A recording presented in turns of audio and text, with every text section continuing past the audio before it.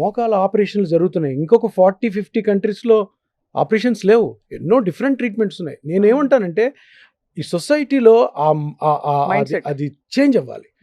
ఆ emotion change అవ్వాలి. ఏంటి, అరే మోకాలంటే ఆపరేషన్, మోకాలు అవసరమే లేదు. సో మీరన్న మాటకి నేనేంటంటే, ఇప్పుడు డీజనరేషన్ అన్నది ఒక న్యాచురల్ ప్రాసెస్. నా జుట్టు ఊడిపోయినట్టు, నా జుట్టు తెల్లబడుతున్నట్టు, అటువంటి ప్రాసెస్ మోకాల్లో జరుగుతున్నప్పుడు నొప్పిగా అది బయటకు వస్తుంది. అందుకని మనం పరిగెత్తాం డాక్టర్ దగ్గర. సో దీన్ని ఏం చేశారు, ఒక పీరియడ్ ఆఫ్ 50 yearsలో దీనికి సర్జరీ ఒకటే మార్గం అని మన మీద రుద్దారు. అది అబ్సల్యూట్లీ రాంగ్ ఆ రుద్దడం అన్నది. ఎందుకు అంటే దానికి వేరే మార్గాలని ఎవరు కూడా ప్రోపగాండాలో తీసుకురాలే. ఈ మార్గము 30-40 years ముందే ఉంది. పెద్ద పెద్ద ఆర్థోపెడిక్ డాక్టర్స్ అంటున్నారు ఇవే, ఇది ఇప్పుడు స్టార్ట్ అవ్వలేదు, ఎప్పటి నుంచి, మరి ఎప్పటి నుంచే స్టార్ట్ అయిందా అని ఎందుకు ప్రోపగాండాలోకి తీసుకురాలేదు? ఎందుకు ఇంత సింపుల్ ట్రీట్మెంట్, ఇంత ఎఫెక్టివ్గా ఉన్న ట్రీట్మెంట్ని మనము ఎందుకు ప్రజలకి ఆప్షన్గా ఇవ్వలేదు?